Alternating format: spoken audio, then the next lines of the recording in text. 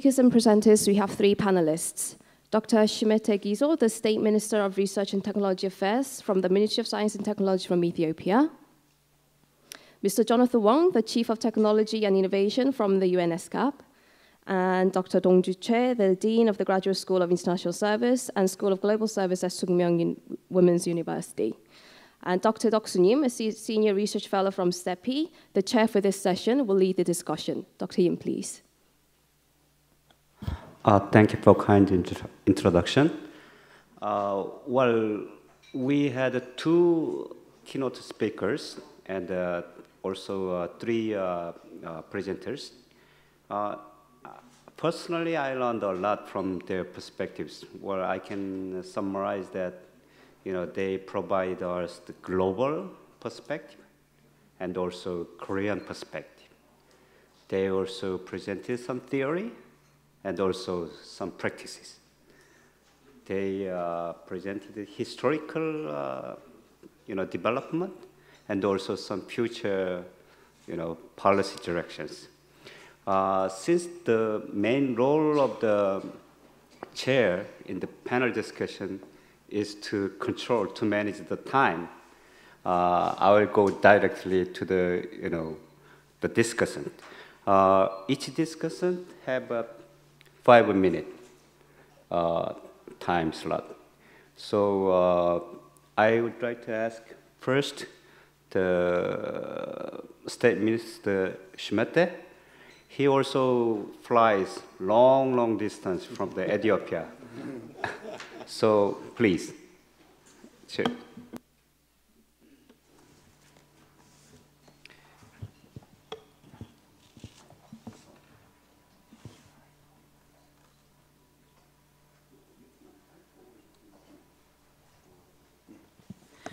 Okay, thank you very much. The keynote speakers and presenters, they have done very well. I would like to ask some questions for the first keynote speaker, Dr. Taib. I'd like to know how your institute and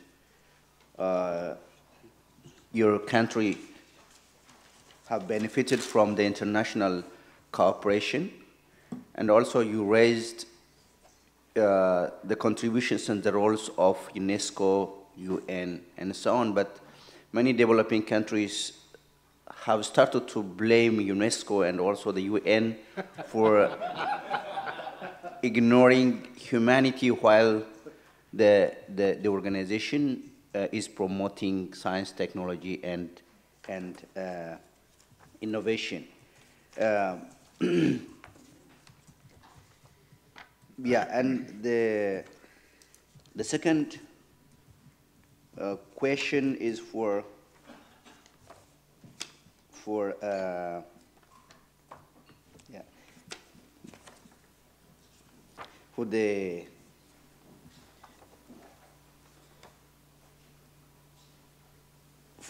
the one who presented at the last about Stepi, and how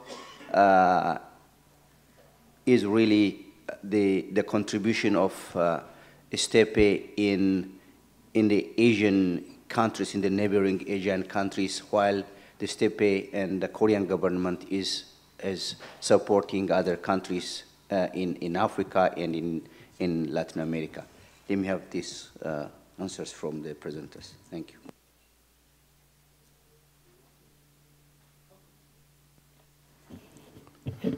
Thank you very much for the question. Well, the first one was whether and how did Sudan benefit from UNESCO. My answer is that Sudan benefits a lot from UNESCO. Sudan has been very close to UNESCO for many years, and most of the educational system in Sudan has been shaped in collaboration with UNESCO. Teacher training institutes were even physically built by UNESCO. Departments in universities have received a lot of support from UNESCO. In the area of irrigation and water Nile, the biggest research station in Wad Madani is a central piece, is a UNESCO project. In the coastal zone, the Marine Science Center of Sudan is a UNESCO-supported project, and I can go on. So UNESCO has been a strong supporter. We also, as you know very well, Sudan suffered from sanctions. My friend had the experience. If you visit Sudan, then you have difficulty visiting the US. It looks like we are a terrorist state. I don't know how, but that's what they say. So sanctions made it very difficult for Sudan to have any bilateral aid. So we are counting on multilateral aid in our region. So UNESCO is really was very helpful to Sudan.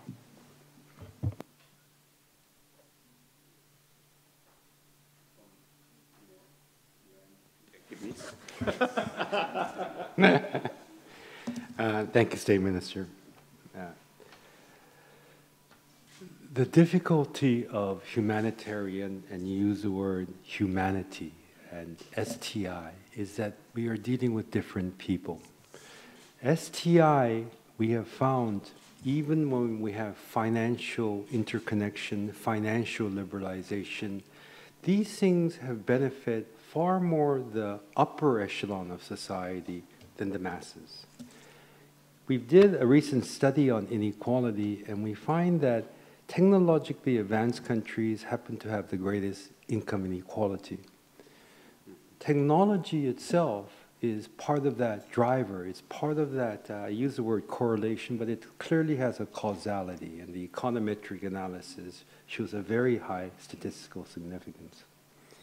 So when you promote STI, there is a implicit bias towards the educated, the knowledgeable, and in fact, the class with assets. When the United Nations comes in, you will see a United Nations staff in almost every war-torn country, in every famine, in every disaster area, in every country in conflict. The United Nations is there. Our goal is very specific: humanitarian support, supporting peace, supporting a process. It doesn't involve STI. As I said, STI is really a private sector, by and large. Government supports specific programs, whether it's missile trajectory technology or space application. Bangladesh is still an LDC, but 2 weeks ago they launched a satellite. So is there a contradiction? I would venture to say no.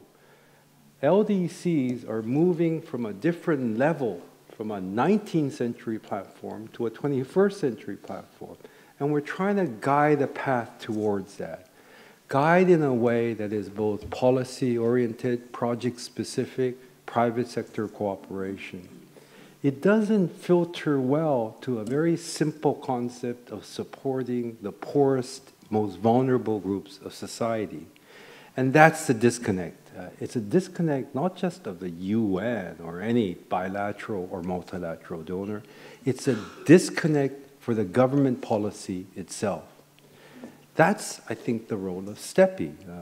How does government policy incorporate science, technology, but most of all innovation to deal with those left behind? So when you talk about traditional technology, such as space technology, it really is abstract for the people on the streets, the poorest. But when you bring in fintech, or you bring social enterprise, or all these social innovation technology platform that is geared towards the most vulnerable groups, technology then takes on a different meaning for them. And I think we are now venturing into that field more and more. It's quite new in that regard. So I think the jury is still out on the UN, and we're trying, and we will continue to try. Thank you. Dr. Bach, do you have something to say about the... Dr. Bach, yeah. For the... Dr. Kim. Dr. Kim? Dr. Kim.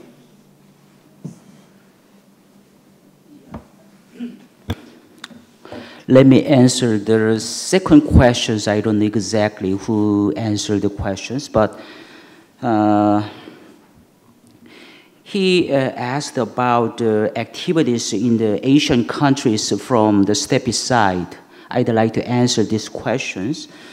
As I just mentioned, in 2014, Stepi established the IICC. From that time, we particularly focused on the African countries, especially Ethiopian countries. And the other ways, on a contractual basis, we also focused on the Latin America and Caribbean countries. So far, in addition, we also try to focus on Asian countries as well, but it is not many in 2014.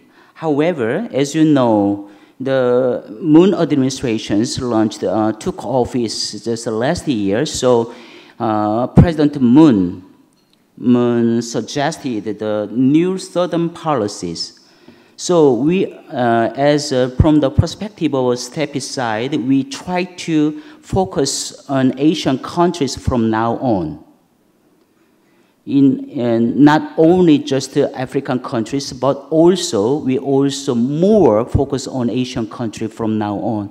So in 2019 project, we will do a project with Indonesia, Cambodia, Vietnam, Sri Lanka, Azerbaijan, Iran, and Pakistan. In total, about 20 countries we will work with in 2019. Among them, Indonesia, Cambodia, Vietnam, Sri Lanka, Azerbaijan, Iran, and Pakistan, about 8 countries are included in Asian countries. We will focus on that. Thank you. Thank you. Since the topic of this symposium is the role of Korea, but I think that Dr. Schmidt is also asking us the role of Stepi, right? So please give us some ideas for project from the floor and from the panels so that we can make something to happen. Professor Choi, can you? Thank you, Chair. First of all, my appreciation goes to the Stepi, inviting me this memorable global event, searching for Korean role for the international cooperation through STI mechanism. This symposium is not an academic one. I'd like to reply with my personal thought and viewpoints as the political economist to most of contents from keynote speeches and presentations from which I learned a great deal today. First comment is about the position of Korea and what we can expect for Korea to do for the subject of the day.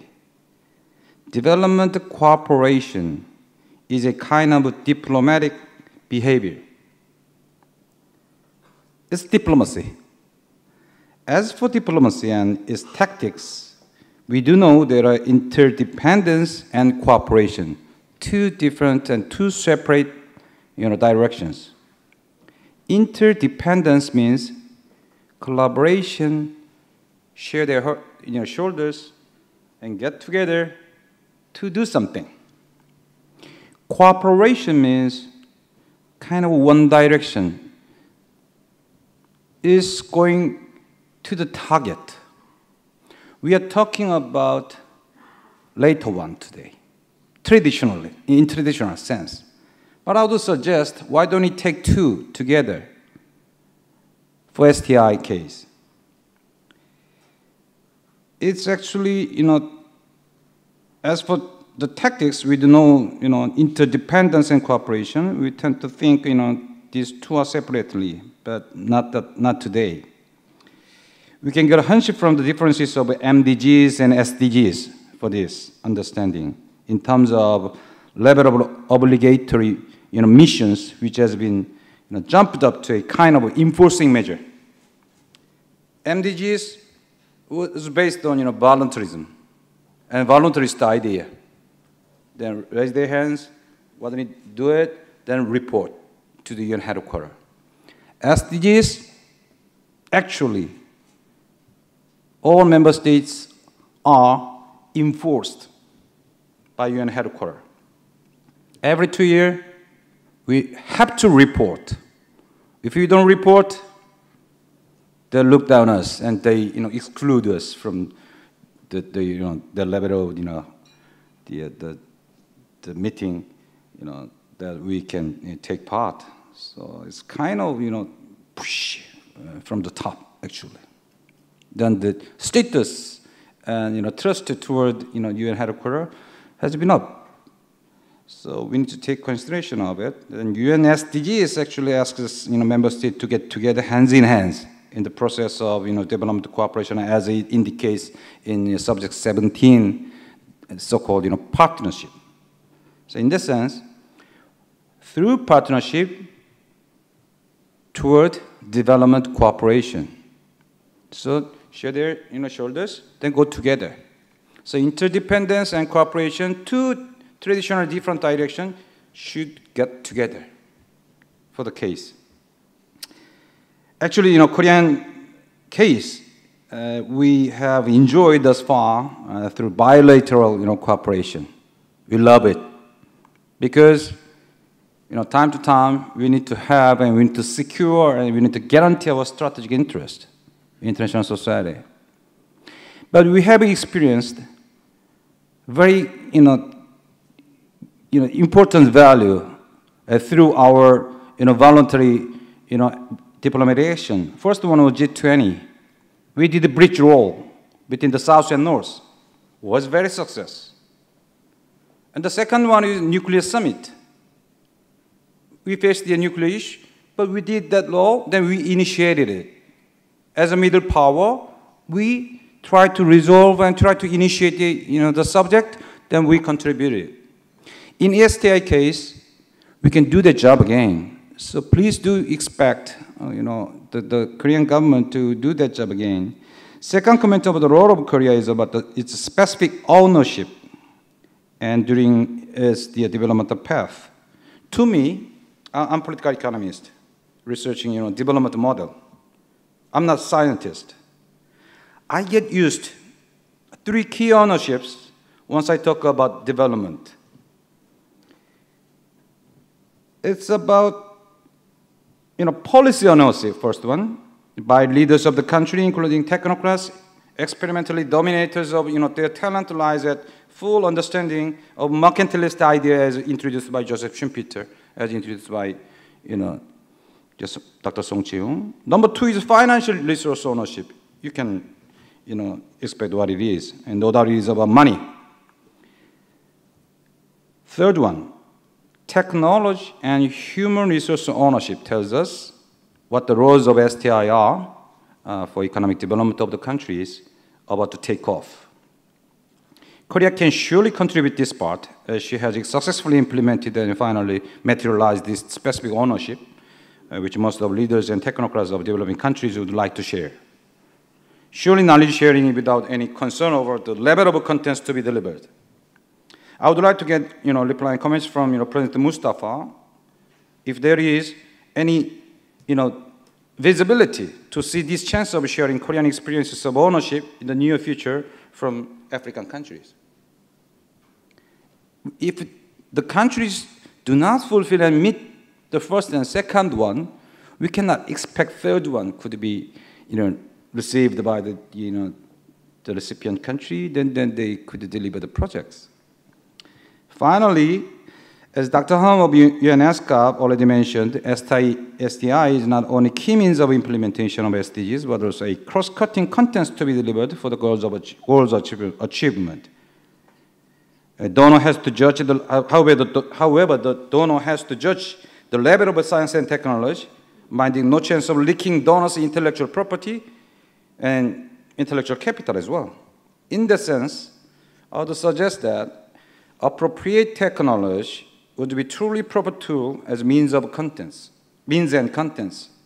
Fortunately, global NGOs and academic associations in Korea and the leading scholars have been truly interested in providing and sharing their experiences and knowledges on this. This also meets the fulfills subjects 17 of SDGs. Final comment is about how much we donor, as donor take care of local context and local contextualization, not only in the process of planning and communication at the initial stage, but also in the process of project implementation at the field. Even while donors doing this job efficiently, partnership with global civil sectors and international governmental organizations are mandatory and compulsory. If we omit several European countries who interact every occasion through their regional cooperative scheme like EU, according to OECD report, Korea is at the top in terms of the impact of the scientific production and the extent of international scientific collaboration and the international net flows of scientific authors. Korea also ranked at the 4th place in the world in terms of total value of intellectual property, according to WIPO. Collaboration with intersubjectivity, collaboration through empathy diplomacy, implementation through multilateral diplomacy, and finally, partnership with the civil sectors are key variables of Korean ODA through STI. That's what I would like to talk about today. I'm not a scientist, but I would like to suggest some ideas of what we can share and the way of sharing. Thank you. I learned a great deal today. Thank you, Professor Choi.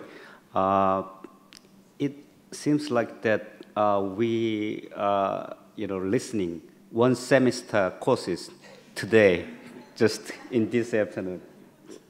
Right, Professor? Yeah. Yeah, we have the president of the university here. So, do you want to say something? No, well, you asked a question about projects, that you want some projects to, before I have some suggestions to make about project, but before I answer his question, yes, ownership is a precondition for any progress. In my presentation, I mentioned a few names of countries that seemingly are embracing science and technology, Ethiopia being one. Rwanda is definitely embracing science and technology in a serious manner. Ghana doing the same, some science in Madagascar, and the list goes on. So there is this ownership, which is a precondition. The projects which we take from here, I have at least 3 suggestions to make that I can do something about. The first, as Stepi has already signed an MOU with UNSCAP, and I think this is fantastic, with the Economic and Social Commission of Asia and the Pacific, I would really encourage Stepi to sign an MOU with UNESCO. And this is, if Stepi is willing, we can start working on it. I think it will be very useful as a partnership. The second proposal I would like to make, I think there is a room to be ambitious and have an IICC Africa. There is a need to have this center. It's good to come here, but then it's very bad for climate change, a lot of travel and carbon dioxide. Probably it will be easier for few people from here to go there rather than half of the continent to come here. And this center, I think, could be best situated in Addis Ababa itself. And I think the initiative could be coming from the IGAD countries, East African countries, the 6 East African countries. And I think this something is doable. And again, if the idea is acceptable in principle, we can discuss it and talk about it. And the third suggestion I'd like to make is to extend this bilateral cooperation between Ethiopia and Korea to include a country like mine, which is having a roadmap. The idea is so well articulated. Probably by being a triangular, we can also benefit from the successes and failures of our brothers in Ethiopia. Thank you very much. You gave lots of things to think about, but I think you will have the answers from the Stepi president for the first signing MOU. But for the second topic, IIH Africa, you may hear something from the Dr. Schmidt, the state minister of Ethiopia, right? And for the expanded bilateral cooperation, I think that we may have from the Korean ministry later. Okay?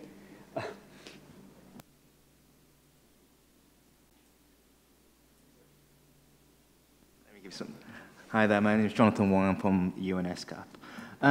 Let me first share with you some just initial reactions to some of the words of the speakers, indeed the presenters earlier on, as opposed to any carefully distilled thoughts around points that raised in my mind around how innovation policy needs to change, specifically in the context that we're living in at the moment, being one, the SDGs, and two, the fourth industrial revolution.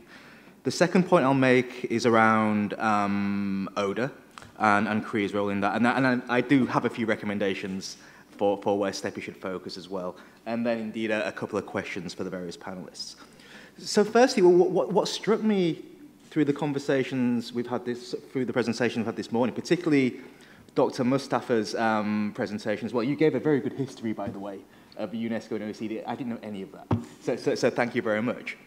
But that struck a chord in my mind around actually historically what innovation policy has looked like and actually going forward what it should look like. And in my mind, I have something around, I think in the context of the SDGs and indeed the fourth industrial revolution, we need a next generation technology innovation policy. I think that what has gone before is a good platform, but there are new issues. So let me give some examples. I think firstly, Dr. Ham jokingly mentioned we were talking a lot about missiles in the meeting room earlier on. And by the way, if any of you are looking to launch a missile, there are some very good experts in this room who I can put you in touch with. But what struck me was that actually historically, technology has always been used for bad, not for good. So my first policy recommendation for a next generation framework would be we need to look at tech for good. Now look at the internet as an example. I mean, this thing was created at DARPA, the US Defense Agency. You look at GPS, US Defense Agency. I think going forward with technology such as AI, robotics, etc., we need to, and I think the UN can play a role here, is actually flip that paradigm of innovation and technological development starting with defense in mind, but starting with good in mind. So there's something about the shift from technology for bad to technology for good. The second point I'd like to raise is this need, as Dr. Ham mentioned, particularly in the context of the SDGs, is for STI policy not just to be about economic development, but sustainable development, incorporating the social and environmental dimensions. Now I advise governments on innovation policy. That's kind of my job. And whenever I ask a minister, I say, why are you interested in innovation? They say economic growth and jobs, which is absolutely understandable. However, as Dr. Ham mentioned, economic growth and technology have a strong correlation, unfortunately, with carbon dioxide emissions as well. So I think there's something around how do we shift that policy paradigm from just the economic dimension to 3 dimensions. The third point I'd like to make is, and somebody mentioned this as well, was the fact that innovation's a competitive business. In academia, the very best scientists and researchers strive to get in the academic journal and compete against each other. Corporations tend to try and trump each other and dominate markets and gain market share. But I think in the context of sustainable development, we need to move from competitiveness as a driver for innovation to collaboration as a driver for innovation. And what does that look like in terms of policy? I think many of the world's biggest problems, such as climate change, have no respect for country boundaries. And this, in a way, forces and really pushes the need for collaboration even further to complement competitive approaches to innovation. I thought Dr. Song mentioned something really interesting, actually. I mean, historically, I think certainly STI has been seen as this mythical world where very bright people can explore and discover new and interesting things. But certainly, what I think innovation policy needs to be going forward is to be a lot more mission-driven. What is the problem we're trying to solve? I think what's very important about the SDGs is that they're time-bound. They end in 2030, so we have, 13 years left. That ain't a long time. in terms of an innovation process. So I think certainly we need to complement STI work for exploration to much more mission-driven initiatives, and it's here where I think policy can play a huge role. To give an example, I mean, my background is in working for the UK government on innovation policy. The UK government recently said, by 2030, we will only have electric cars. Now that sends a massive message out to car manufacturers and corporations around the specific direction, and provides those incentives to the private sector to develop technologies and innovations that actually work better for the environment as well as the economy as well. Now, one point I'd like to make on ODA, and particularly to Korea on ODA, is to be innovative. I note the Commitment to Development Index that Dr. Tam put on the board, that Korea was bottom. Now I suppose there's two ways of looking at this. One of them is to think, okay, what are the best practices from other governments, and what have they done? Again, having worked on innovation policy for the UK government on ODA, I can tell you that they're all asking themselves the very same question. I don't think there's a book of best practices of how you go about doing ODA. So my key message to Korea on ODA is be brave, try new things, innovate, and don't expect, and I'm sure you don't, that what the US, the UK, Sweden, and the Scandinavian countries are doing is best practice, because they are still learning as well. And I think they'd very much welcome a new player like Korea coming onto the ODA scene, trying new things, evidencing what works, and influencing the global agenda in that way. On the particular role of Stepi, again, in my mind, I think we all know what the building blocks of STI policy is. I mean, I'm a student of innovation, as many of you are. We all know that governments need to look at R&D expenditure, develop human capacity, develop the universities. That's all well and good. But I think the fourth industrial revolution is throwing up a whole range of different issues around ethics. How do we dictate the algorithms that dictate what a car does in a crash situation? Does it prioritize the life of the driver or the pedestrian? There's a huge number of ethical issues there. There are privacy issues around big data. There are issues around robotics and the future of work. I think these issues lend themselves to a next generation policy. And I think the key question that still remains unanswered, that Stepi is a very good position to answer, is what does a next generation technology and innovation policy look like for the SDG and fourth industrial revolution future that we face? And I think by looking at that question in detail, looking at best practices from around the region and globally, I think the SCI innovation policy geeks like myself would very much welcome that work.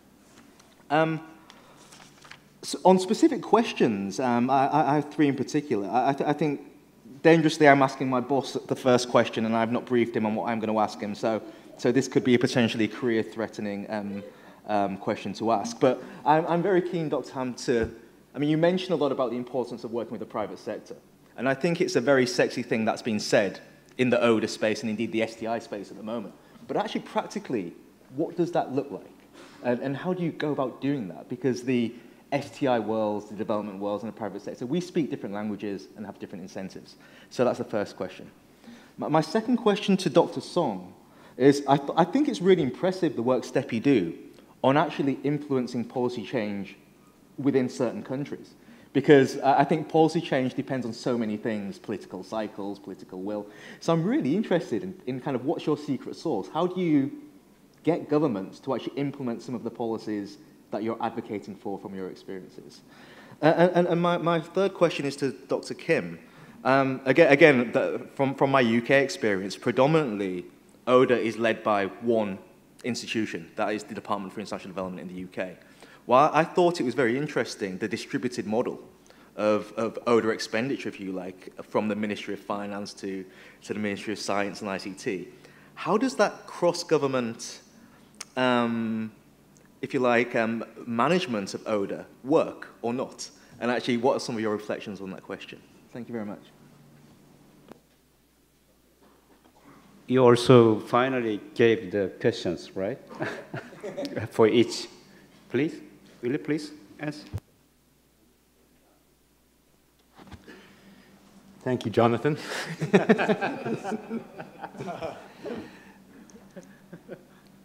ODA from Korea in my feeling, is very much Korea-driven, whether it's Korean diplomacy, Korea's relationship with North Korea and ODA, Korean social reasons, economic reasons, whatever it is. As we become a more mature donor country, as we take years of giving, and as our ODA increases, that nature fundamentally must change. As we move into bilateral ODA, we need to start thinking, what is the development strategy of the recipient country, not Korea? What is their strategy of development? Where are their emphasis? So if you ask, what type of projects do you want to focus on? That's my first question. Don't ask what type of projects, because usually the guy with the biggest voice tends to rule the projects, and it may not be the project most appropriate for the bilateral recipient country. There are general trends in sub-regions. North Central Asia, all the stans are now in a frenzy of connecting China, one road, one belt, with Europe. They're in a frenzy of connection, which means infrastructure. And Korea is very good at it. The private sector is good at it. So in essence, when you have private sector going in, ODA should be going in together. And that decision actually takes many years before.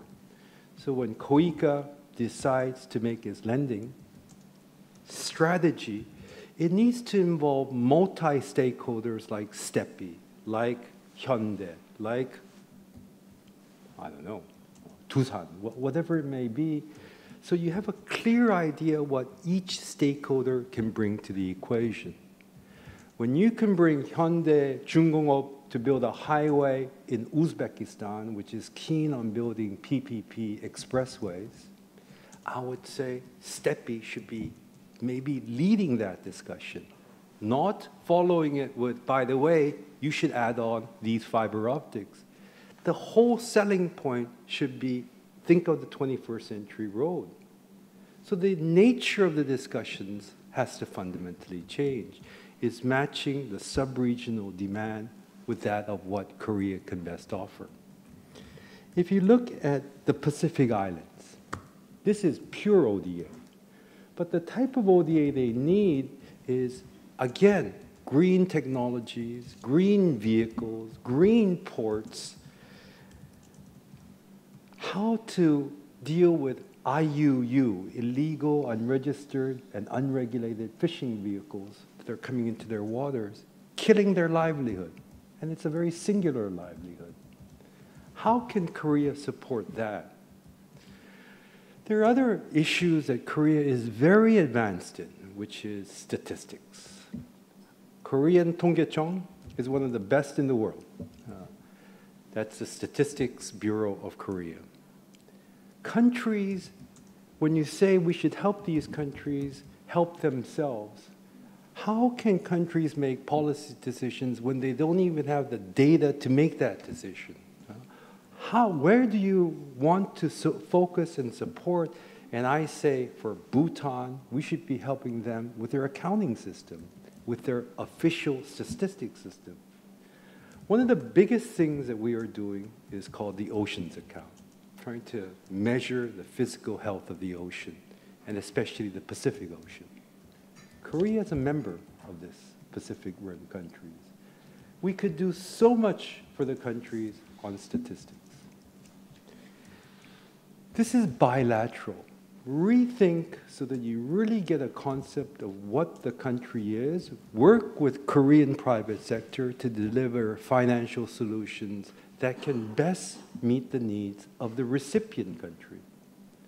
But there's a second level of assistance that Korea needs to get involved in a very big way as the 11th largest economy in the world. That's the global agenda. Whether we talk about climate change, but just in Asia Pacific, we face enormous challenges. Urbanization is number one. Aging in Northeast Asia is a very big issue. We have gender issues. We have enormous contagious diseases that come from this region, most recently SARS, but other as well. And this is very much connected to the world. We should, Korea, be involved in these global development challenges. We talk about SDG, but these are the real challenges that people face. And Korea should be thinking of aid not just as a bilateral, but in a multilateral context on multilateral global and regional agendas. And there, I think we are very, very behind the curve. So the private sector, for me, is what Korea has that's extremely strong. Maybe the model needs a little bit of working on, but nonetheless, we can do quite a bit. When we do blended finance, when we do coordinated multi-sectoral, where you need to create a government leadership to create the right private sector entities involved in any specific project. But I really do come back to the issue of results, outcomes versus outputs. If you start thinking about outcomes, start thinking about global challenges as what does the country do to solve these challenges? For me, we have a Science, Technology, and an Innovation Advisory Board. And the question that I raise is, good, I like what you're saying. Now tell me what science can do to solve the social issues. I like the technology that you're talking about, but how can that be used to solve our environmental issues? We need to push back on our scientists. I like the trajectory of economic growth that they always have been supportive of, but now we need to say, okay, but how does this affect society and how does this affect the planet? I think that really is a role of Korean government leadership. And the role of the private sector is not just about blending finance. It's not just about delivering projects and Korean manufacturing prowess. It's to develop a global consciousness of ODA that really supports the vulnerable and the people we wish to support the most. The people of the country, not the regimes of the country. And I think that's the disconnect between public and private. And I'd say that is probably the biggest hurdle that Korea faces going forward.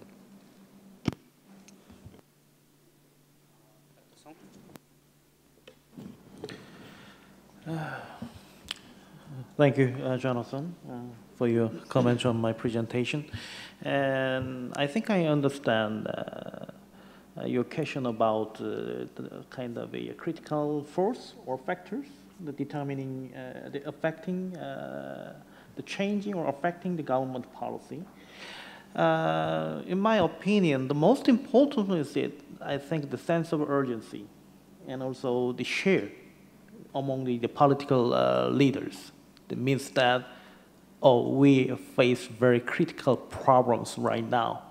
And not everybody, but the policymakers, political leaders, and economic leaders, they have to share the same kind of a sense of urgency. For example, Jonathan, you mentioned about, I think, DARPA, it's the Defense Advanced Research Planning Agency.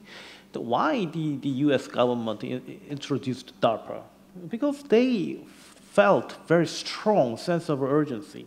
If we do not react right now, then we can be conquered by the Soviet Union, right? And that sense is shared by the president and the leaders from the science society and the economic society and the political leaders. So for example, in Korea, in 1962, Korean government actually established the 5-year economic development plan. In that plan, the Korean government announced that we are going to pursue the industrialization, and they selected 5, I think, very specific target for the industry. But at the time, the top leaders, they felt that we did not have, at that time, we do not have enough level of technology. So how we can pursue this kind of industrialization without the proper level of technology? It's a sense of urgency. Oh, we have to do something right now. They set up another plan. We call it 5-year technology development plan, because they felt the sense of urgency and the top level, they share it, and also they try to share their opinion or viewpoint with the public people. It's kind of a political ownership, I think. The Professor Choi mentioned about it. Yes, so I hope my answer is enough for your question. Thank you.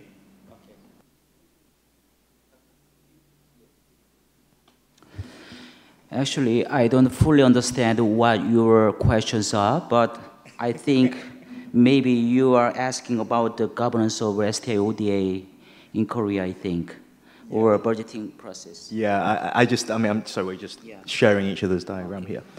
So I mentioned that it seems that ODA responsibility is across several ministries, indeed institutes like yourselves. Yeah. While I was saying in the UK, where I worked, ODA was led by one ministry. Yeah. What are your reflections on your experience of how that works, and are there any drawbacks? Okay, I see. Okay, in terms of, let me explain the governance in STA ODA in Korea. In the opposite level, the decision-making body is Commission for STA, Commission for International Development Cooperation. And as you know, the aid program is divided into concessional loan aid and grant aid. Yeah, in Korea is totally divided into two areas. Concessional loans is managed by Ministry of Strategy and Finance, and grant aid is managed by the Ministry of Foreign Affairs. And under each ministries, agencies, management agencies are located. For example, under the Ministry of Strategy and Finance, for the concessional loan aid, Korean Exim Bank are there. And in the grant aid, under the grant aid, Quika is there. So even if the various ODA, STI, ODA related ministries are there, and in a horizontal manner it is located, and various ministries are now conducting each ODA project, but these all projects are governed by in the top, just the upper level in each two ministries, Ministry of Strategy and Finance for concessional loan, and Ministry of Foreign Affairs are just to manage their own grant aid. And in the for decision making on the top level, Commission for International Development Cooperation will manage and decide, and all located or coordinate and things like that, I think. Okay. Jonathan, you have more chance to look at the Korean, web pages. They explain very well in English. Also, here is some request from Dr. Schmidt for. You want to explain something, right? Yeah. Okay. Thank you again. Really appreciate the explanation made by Dr. Hom, the impact, result, and action-based science and technology projects. That is actually what we need, and then that's the type of platform that we are developing in our country. I would like to say something about the ownership that is already mentioned by Dr. Taib. Ownership nowadays is a major problem in many countries, including Ethiopia. When you talk about ownership, is not having a certain science or technology innovation or technology product in your country. When you talk about ownership, the local personnel, the professionals should be involved starting from development, commissioning and decommissioning of a certain project and a certain product, so that we can really attain sustainability of science and technology-based projects and products in a certain country, and that is the type of the system that we are building in our country. So that one of the focus areas of my ministry, Ministry of Science and Technology, is developing the human capacity in science, technology, and innovation. And one of the target, the focus area that we are working with the Korean government, and then through Stepi, Koika, and other institutions in Korea, is the human-ware development.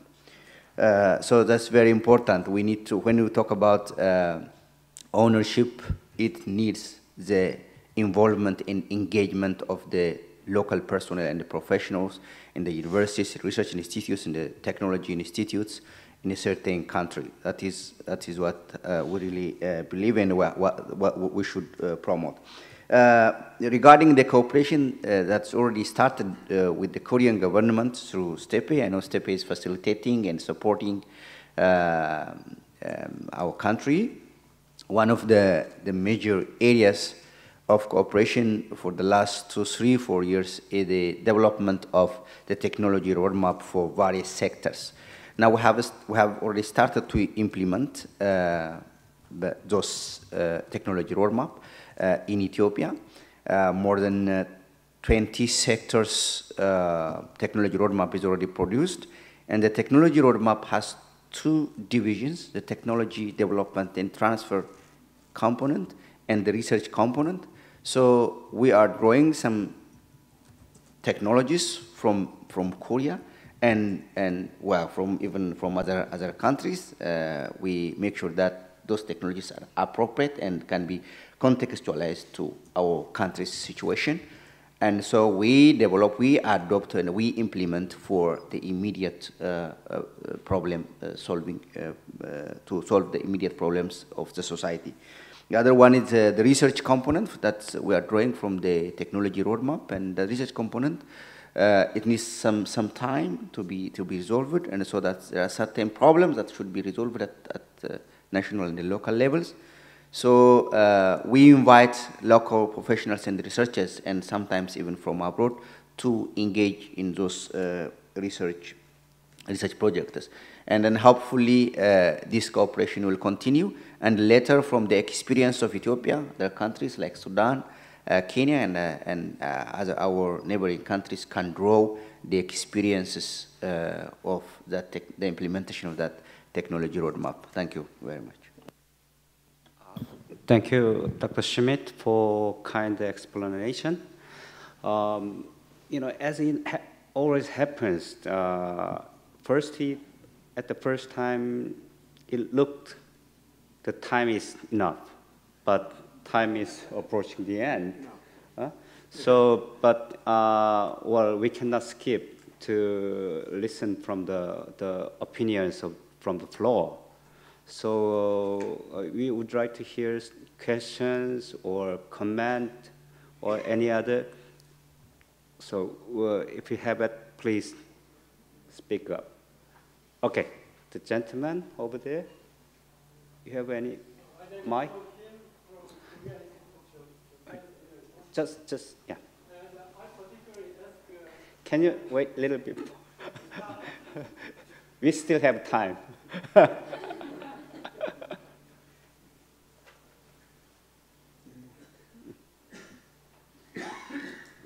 Please tell your organizations. I'm Juyong Kim from Daejeon, KIGAM, Korea Institute of Geoscience and Mineral Resources. I'm very happy to see all presenters and plenary lecture.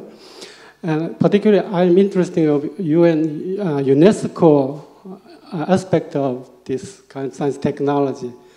Of course, the UN ESCAP is there. Particular science technology in this meeting, particular concern about industry, for example, education, aspect of science technology, which is a very important meaning not only to providing funding and also recipient. But in this UNESCO concerned, UNESCO is symbolizing education, culture, okay? UNESCO.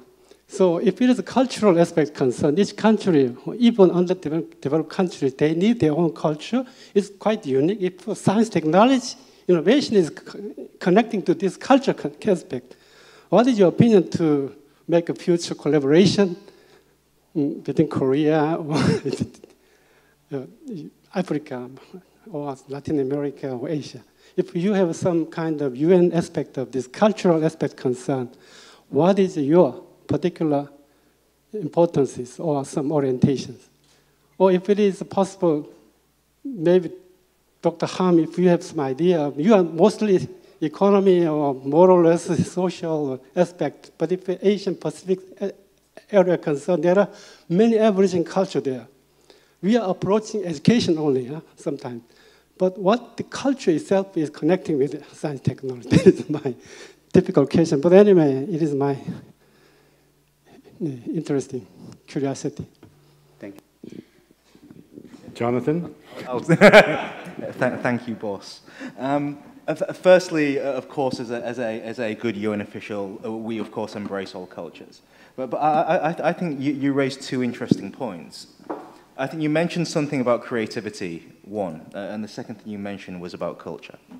And I will bring this back to the topic of technology innovation. Firstly, as I mentioned earlier, that in my mind, and I'll bring this back to this whole narrative that the World Economic Forum has established, that robots are going to take our jobs and this is all going to be a very bad thing.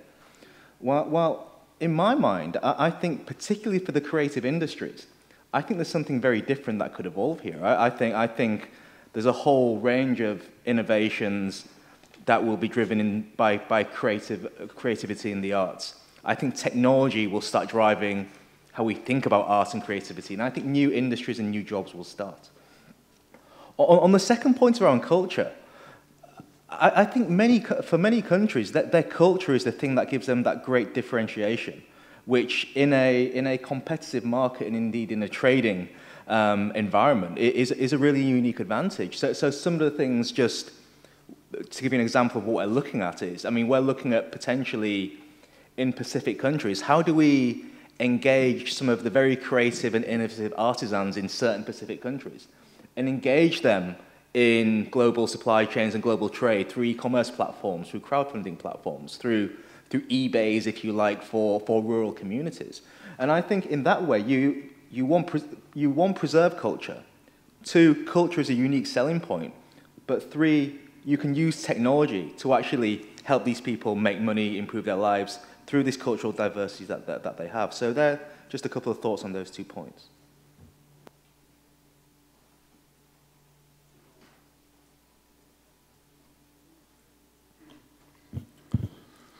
Well, as far as UNESCO's 3 letters, education, science, and culture, the basic idea in UNESCO is that this knowledge is interdisciplinary and interconnected.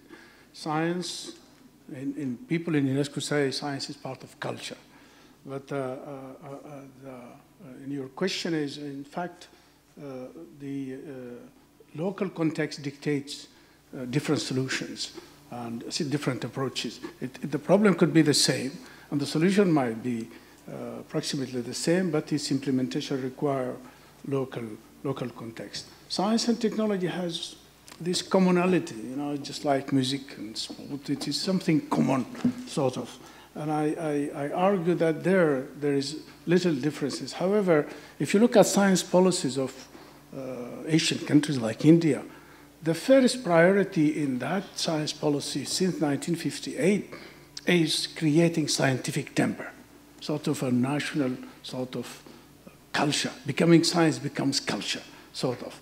And I think if you go to Africa, science is very far from the public opinion.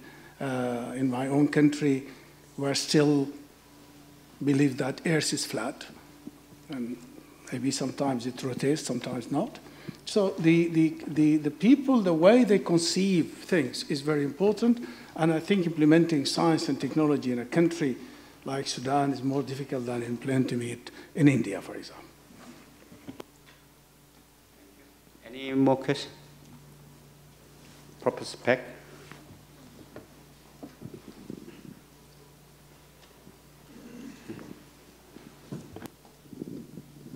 Okay, thank you. I am the professor of Araman Universities. I come from Korea. Actually, I am the scientist and engineer. You are the policymakers. And actually, I'm the worker for you to do the actual global development cooperations through science, technology, and innovations. And as a worker, I have a request or suggestions for you to do my jobs. Hearing our two keynote speakers, I'm very impressed. I no more agree than the opinions of the presentation, so I'm very impressed on the keynote speakers. And I think idea is that the reason science and technology is important is that instead of giving bread, we are teaching how to making bread. This is the idea. This is why science and technology is important. But maybe there's many steps. For example, what I'm trying to do to African countries is to teaching them how to make manufacturing capabilities, so they can making clothes, they can make wheat, then eventually they can make bread. This is the idea. Even though maybe with the metal manufacturing capabilities, maybe they can make a sword, maybe kitchen knife, or maybe sword, but it doesn't really matter, okay? This is needed. When I actually doing my jobs, there are just things that Korea should do. Because that, especially for Korea, the ODA, I think, fund is more around $3 billion US dollars. Is that right? Around. It's not big, but big enough to do some things. And especially for Korea, I think, to support using ODA fund, support science and technology innovation is the more efficient way. Actually, as long as I know, all the developing countries want Korea to help their science and technology innovations. So, for example, Stepi has finished the roadmap for Ethiopian science and technologies. So now next step is actually do the technology transfer or technology development. But in ODA program in Korea, there are no programs to directly support actual science and technology development. Even small money, even I want to do some things, but it's almost impossible to do in current Korean ODA programs. So what I want Korean government or the policymakers want to do is that Korea should be making a separate ODA program for science and technologies. Now, if we're going to something, either we go to KOICA or bank, Korean Exim Bank, but this is not, it's very difficult to do so in that ways. So my suggestion is, if Korea really wants to do ODA program to do some things, efficient way is making separate science and technology ODA programs. So this is one thing I want to do. Actually, the second question or second suggestion is not for Korea. Actually, this is for the recipient countries. How much the UN wanted to help for developing countries? If the recipient countries is not ready to accept, ready to that help, then the help is meaningless. There is something the recipient countries should do. That means the recipient countries, developing countries, should be making systems, working systems, which can really to receive this science, technology, innovation. Otherwise, all we are talking about is just bubble. Okay. So in that sense, what I hope is that the next symposium topic is the role of the developing countries in global development and cooperation. So thank you very much.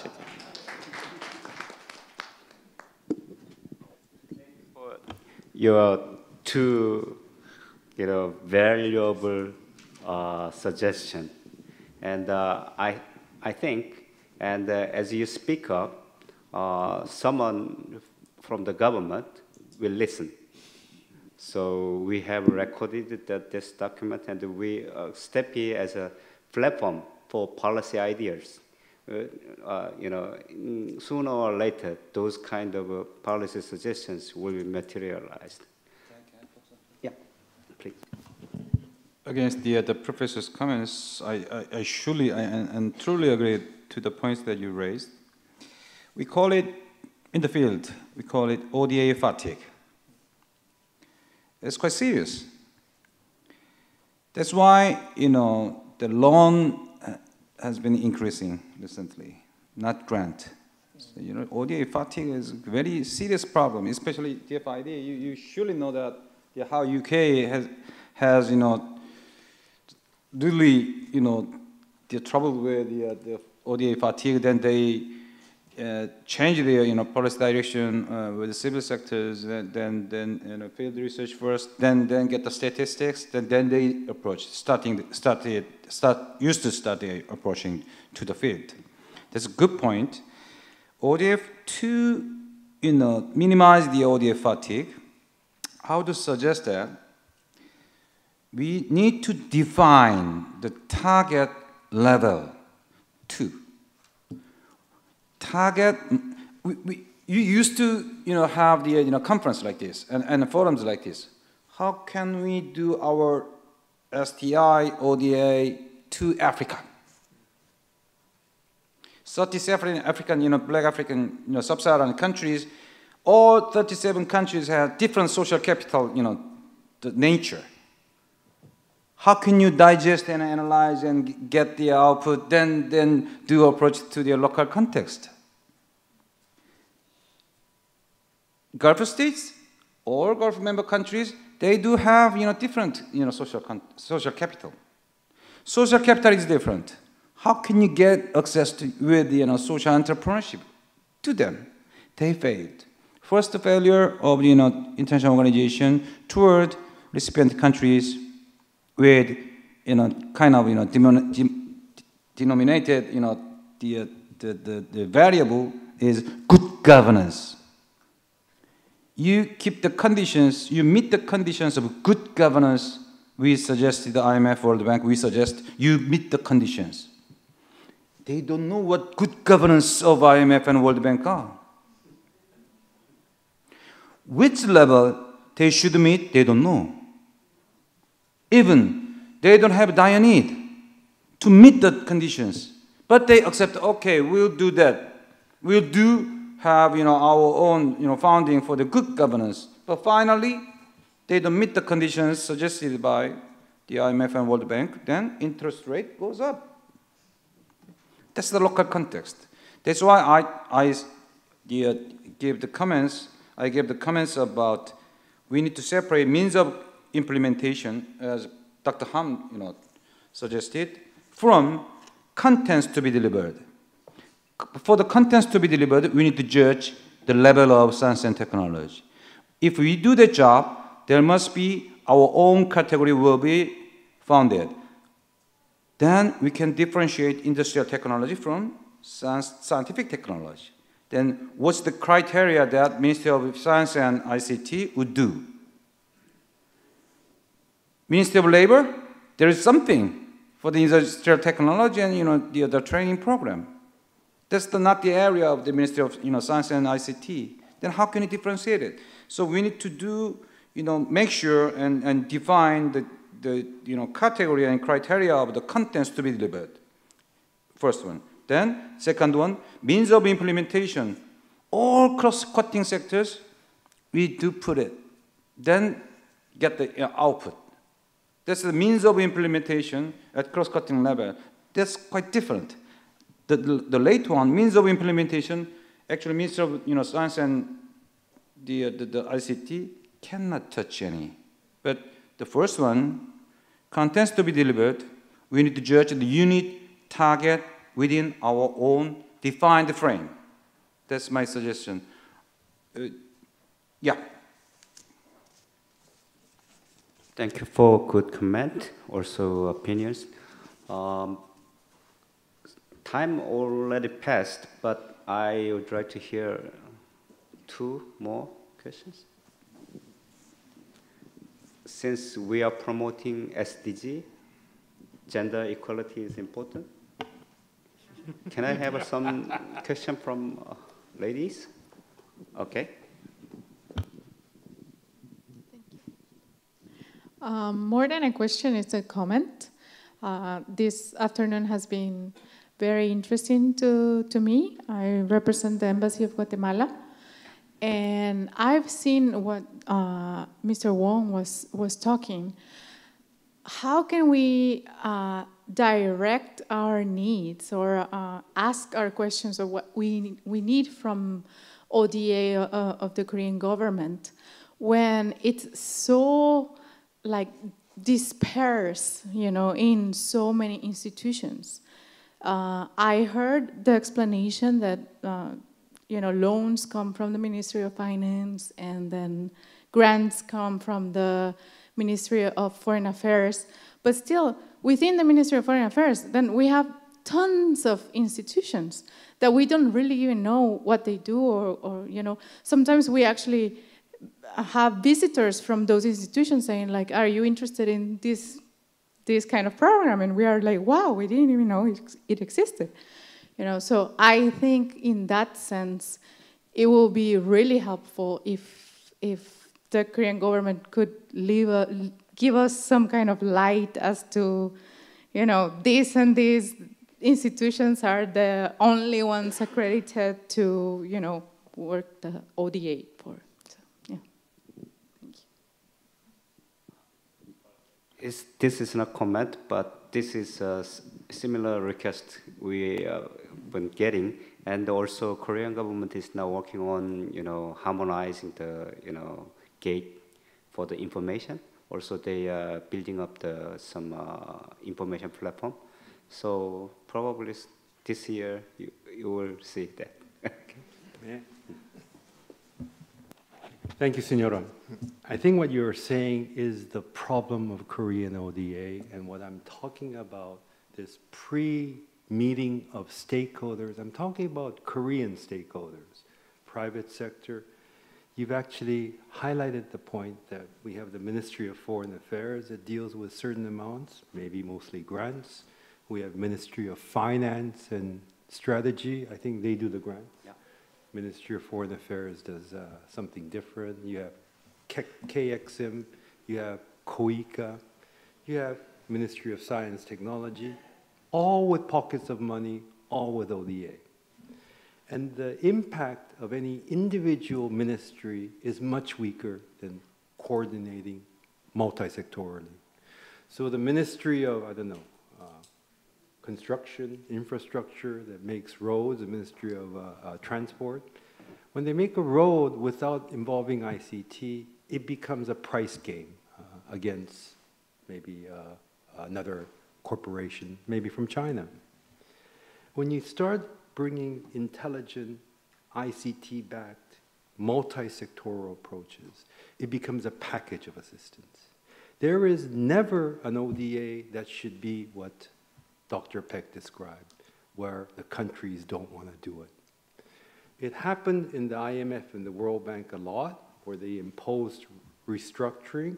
It's not the recipient country where I disagree with you. Korea did not take the IMF's corporate restructuring conditionalities in 1998. It's because the conditionalities need to fit the local context. We never talk about culture. Culture is an error term as an economist. Culture is difficult to define, and culture is a word that we use when we can't explain things. We talk about initial endowments, we talk about readiness to change, and we need to find a partner agency, a partner ministry that can do the change. Otherwise, you shouldn't be giving ODA to that country. As I said, ODA is extremely precious. The graph I showed you where ODA is 1/20th of private sector, in fact it's now 40-1, it's misleading. ODA is almost free money, and it can leverage private sector money. $1 of ODA is worth multiple $10, $50 of private sector assistance, if used correctly. Korea needs to rethink its aid program. I am very impressed by Korea with the development that we have done. And when we do put our minds to it, we focus and develop, and you see the country as it is. It wasn't done because one ministry pushed their agenda. It came under the national program. Someone talked about the 5-year development plan. That's the basis of a multi-sectoral approach. Development is changing that way too. And Korea is behind the curve. If you from Guatemala cannot find out which ministry is responsible for X, Y, and Z, it's our problem, not yours, not our. The Korean government's problem, not the UN's, not Guatemala's. So I strongly believe your comments is spot on. I think that we need to do some internal reorganization and try to find niches where we can go on a multi-sectoral approach to give assistance that are much more holistic. Our science community, which is very advanced, needs to look at how we can use science to help humanity, help our planet, not just increase profits of Samsung. That's not the goal anymore. Certainly not for a UN perspective. I laud your comments. I thank you for them, and I hope that that video is conveyed to other people as well. Finally, there's final call for, okay. Thank you for all your patience. I know that we have been talking about SDG, and I wish that also the STI ODA program could be and should be the sustainable. Thank you. Thank you very much. With this, we officially conclude the 2018 Stepi International Symposium. I would like to express my gratitude to all distinguished guests for their support and participation. And I hope to see you all again next year. Thank you and 감사합니다.